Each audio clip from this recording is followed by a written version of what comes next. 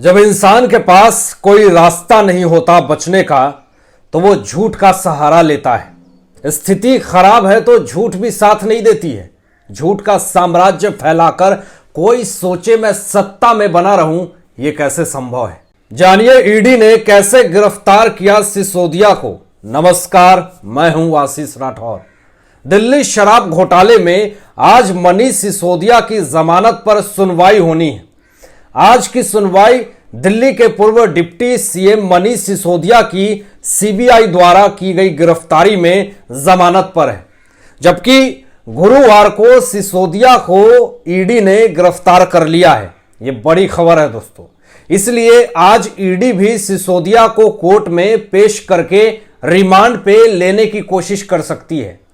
अब आप आपको बताएं, सोर्सेस से बड़ी खबर जो आ रही है, ईडी ने तिहाड़ जेल में जाकर सिसोदिया से लगातार दूसरे दिन 8 घंटे तक पूछताछ की। अब इस पूछताछ के बाद उन्हें गिरफ्तार कर लिया गया। इधर दिल्ली की स्पेशल सीबीआई कोर्ट आज जमानत याचिका पर सुनवाई करेगी। अब कोर्ट ने सिसोदिया को 20 मार्च तक के लिए न्यायिक हिरासत में भेज दिया है। अब इसका सीधा मतलब यह है कि अगर सीबीआई कोर्ट मनीष सिसोदिया को जमानत दे भी देती है तो सिसोदिया बाहर नहीं आने वाले हैं।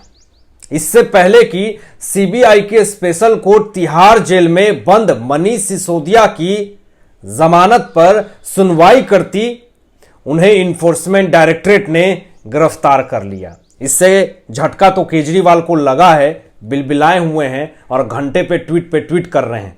गिरफ्तारी से पहले ईडी ने 2 दिन में 2 बार मनीष सिसोदिया से तिहाड़ जेल में लंबी पूछताछ की और गुरुवार को उन्हें गिरफ्तार कर लिया गया।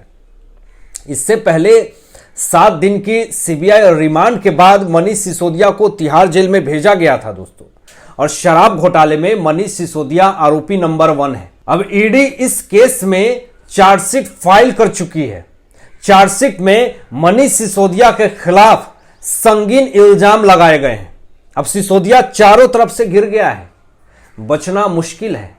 आज ईडी अदालत से मनीष सिसोदिया की कस्टडी मांग सकती है और मैं बता रहा हूं आपको सोर्सेस से कि कस्टडी मिल भी जाएगी ईडी को। इस मामले में ईडी ने जो मेन चार्जशीट और सप्लीमेंट्री चार्जशीट फाइल की है, उसमें साफ साफ कहा गया है कि शराब घोटाले में दिल्ली सरकार के खजाने को चूना लगाया गया है। यह बहुत बड़ा पॉइंट है दोस्तों, इसको नोट करने लायक पॉइंट है। शराब कारोबारियों को फायदा पहुंचाने के बदले आम आदमी पार्टी को 100 करोड़ की रिश्वत दी गई है। यह भी बड़ा आरोप है। चार्जशीट में ये सारे खुलासे हैं। जिस दिल्ली की जनता की सेवा की बात करते हैं केजरीवाल, उसी दिल्ली सरकार के खजाने को चूना लगा रहे हैं। ईडी का दावा है कि दिल्ली की आबकारी नीति में जानबूझकर कुछ कमियां रखी गई थी, जिससे इनका फायदा उठाकर पैसे कमाया जाए और आम आदमी पार्टी को चंदे के तौर पे दिया जाए। शराब के होलसेलर्स का कमीशन 5% से बढ़ाकर 12% किया गया और इसमें से 6% आम आदमी पार्टी के नेताओं के पास जाना था। अब बताएं आपको कि चार्जशीट में कहा गया है कि दिल्ली सरकार ने अपने पसंदीदा शराब कारोबारियों को बेहिसाब फायदा पहुंचाया। अब बताएं आपको कि ईडी की चार्जशीट में कहा गया है कि शराब कारोबारियों का यह कार्टेल विजय नायर के आदेश पर चल रहा था। उसने ही दबाव डालकर कुछ शराब कारोबारियों के लाइसेंस सरेंडर करवाएं। अब चार्जशीट में यह भी साफ कहा गया है कि विजय नायर मुख्यमंत्री अरविंद केजरीवाल का करीबी था। यह बहुत बड़ा खुलासा हो चुका है। अब विजय नायर केजरीवाल के कैंप ऑफिस में काम करता था और ट्रांसपोर्ट मिनिस्टर कैलाश गहलोत को मंत्री के तौर पर अलॉट हुए घर में रहता था। यह भी बड़ा खुलासा हुआ है दोस्तों। और यह विजय नायर के जरिए ही आम आदमी पार्टी को 100 करोड़ रुपए की रिश्वत मिली। अब शराब घोटाले से जुड़े ज्यादातर बड़े सबूत मोबाइल फोन और लैपटॉप में थे और जांच शुरू होते ही 36 आरोपियों ने 170 मोबाइल फोन नष्ट कर दिए। भाजपा ने अरविंद केजरीवाल पे निशाना साधते हुए कहा, आप जो बोते हैं वही काटते हैं।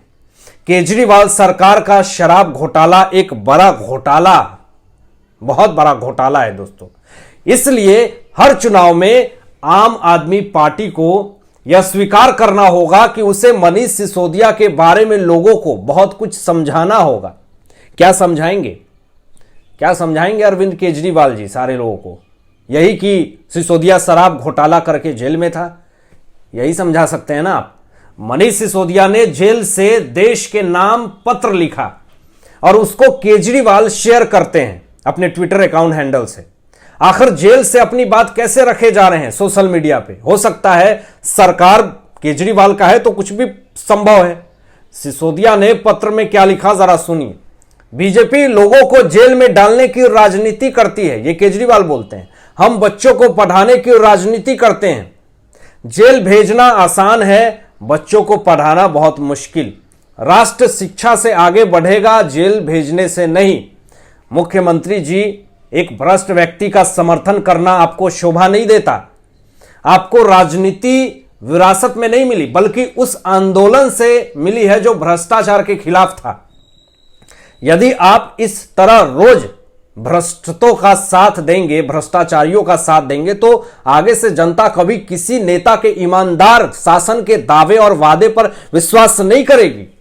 मगर जरा आप ये देखें, इस्तीफा पत्र पे हस्ताक्षर जो किया गया है और जो जेल से पत्र लिखा जा रहा है, कितना अलग है। अब कौन सही है कौन गलत है, उनका सिग्नेचर ये तो केजरीवाल ही जाने। पहले हम कट्टर ईमानदार और देशभक्त हैं, कुछ गलत किया है तो जांच करो और जेल में डालो। हमारे अच्छे कामों को रोकने के लिए गिरफ्तार किया जा रहा है। हम फलाने ढिमकाने के वंशज हैं, हम जेल जाने से नहीं डरते। ये केजरीवाल बहुत बार उन्होंने मुंह से सुना होगा। गिरफ्तार होते ही ये गलत है जी, मिलॉर्ड हमें बोल दे जी, चिट्ठी लिखो जी, छाती पीटो जी, यही कर रहे हैं। 1 घंटे में जेल से चिट्ठी एक सीएम के पास कैसे? यह सवाल खड़ा होता है। अगर मनीष सिसोदिया बेकसूर है तो आम आदमी पार्टी हाईकोर्ट क्यों नहीं जाती, बल्कि लताड़ लगाते हुए यही सलाह आपको सुप्रीम कोर्ट ने भी दी थी। पहले घोटाला करो, फिर पकड़े जाओ तो टैक्स पेयर के पैसे से 2 करोड़ की फीस वाले कांग्रेसी वकील लगाओ। ये कौन सी बात हो गई दोस्तों? हाँ, जब शिक्षा देने का शौक था तो शराब की दलाली में क्यों मुंह काला किया आपने? इसका जवाब है आपके पास। क्यों शराब मंत्री बने? आपको इतना ही शिक्षा देना था, शिक्षा मंत्री बनना था। क्या जरूरत थी केजरीवाल के लिए भ्रष्टाचार से पैसे इकट्ठा करने की? उसका तो कुछ हुआ नहीं।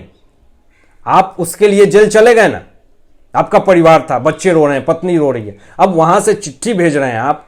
अगर बुराई का साथ ना देते तो ये हालत ही नहीं होती, आज सीना पीटने की जरूरत ही नहीं पड़ती। केजरीवाल जी, दिल्ली के विश्व स्तरीय शिक्षा केवल विज्ञापनों में दिखाई देती है। कितने नए स्कूल बने? स्कूलों में विज्ञान की पढ़ाई क्यों नहीं? स्कूलों में नए क्लासरूमों के नाम पर घोटाला तो अभी खुलना बाकी है। विज्ञापन टिकाऊ नहीं होता, खुली आंखों से सत्य दिखना चाहिए। मेरा दिल्ली के मुख्यमंत्री अरविंद केजरीवाल जी से विश्वास जो है वो उठ चुका है।